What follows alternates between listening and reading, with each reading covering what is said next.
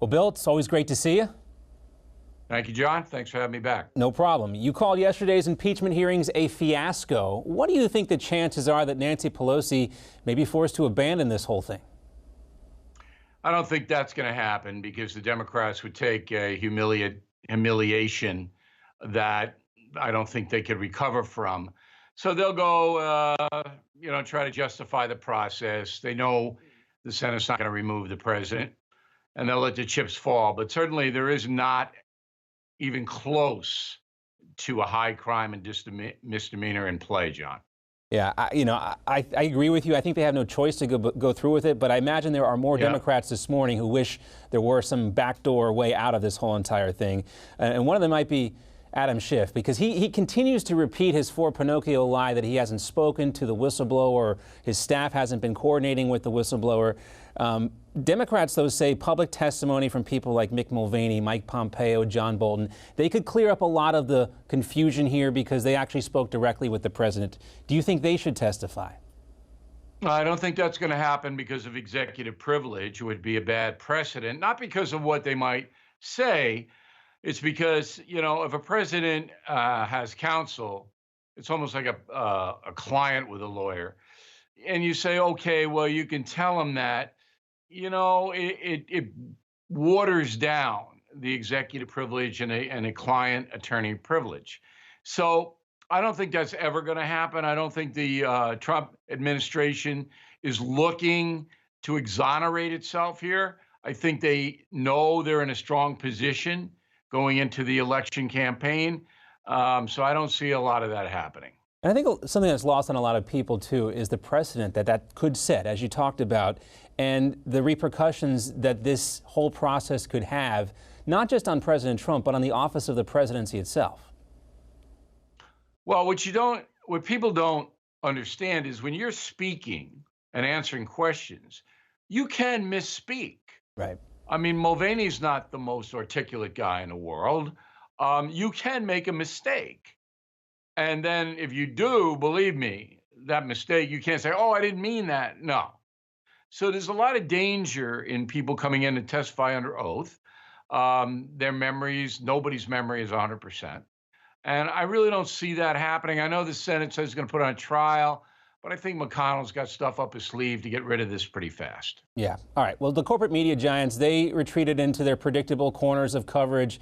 And there are two completely different narratives depending on which channel you are watching yesterday. And this is a new poll from the Associated Press and NORC, Center for Public Affairs Research, came out. It shows that 47% of Americans believe it's difficult to know if the information they encounter is true, compared to 31% of Americans who say it's easy to tell the truth from fiction.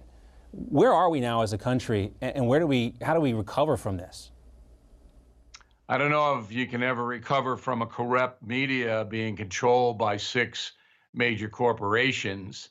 And if you don't toe the line, you're out.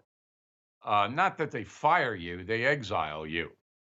So I don't know if we're going to recover from this. Now, the media is balkanized because of the internet. There are a lot of different voices on the net. I'm one of them on BillO'Reilly.com.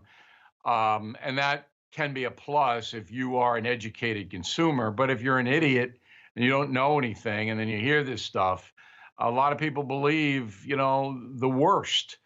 They believe whatever they want to believe. And that's not how a democracy prospers. Yeah, the double-edged sword of the internet. There's plenty of choices out there, but you have to always consider the source. Speaking of the big corporate media, I'm sure you've probably seen this exchange between Wolf Blitzer and Kellyanne Conway. It's pretty grotesque, but we're going to play it here. Let's take a look. I don't want to talk about your marriage. I know that there are issues there. Your husband, George Conway, he's a lawyer. Did you just say? Your husband, George Conway. Did you just say there are issues there? You don't want to talk about marriage? I don't want to talk about. No, I don't want to talk. Why did you say that? What you just quoted is said every single day by other voices, but you wanted to put it in my husband's voice because you think somehow that that'll help your ratings, or that you're really sticking it to Kellyanne Conway. And let me make very clear, you didn't stick it to Kellyanne Conway. I think you embarrassed yourself. Is this a new low for CNN? Well, it's certainly not admirable. It's a tabloid play. I know Blitzer a little bit. I'm surprised he did it. He looked uncomfortable. I think he was told to do it. Yeah. That's what CNN does. Zucker and his minions, they order their correspondents and hosts to say and ask certain questions. I don't think this is going to be something that Wolf Blitzer adds to his resume. Let's put it that way. Well put. We'll leave it at there. Let's talk about something more substantive, and that's Duval Patrick. You said that Joe Biden's probably the biggest loser of this whole impeachment process so far. Duval Patrick getting in the race. How much does his entrance into the race have to do with how badly Biden's been hurt? Well, I think that's the motivator for him and Bloomberg, is that they see that Biden is a weak candidate. The Ukraine thing, look, Biden's going to be on a campaign trail up against Trump, and Biden's got this thing tied around his neck. He can say he didn't do anything wrong, but everybody saw the tape, and it's a clear shakedown of the Ukraine. There's no other way to put it, and Biden's going to have to live with that, and that weakens him. Now, Trump, he's got stuff too, no doubt about it, but Trump seems to be able to appeal and energize a base much better than Biden does. So I think Duval Patrick, who nobody knows, he doesn't have a chance in hell. But here's the interesting thing, John. He is best buddies with Barack Obama.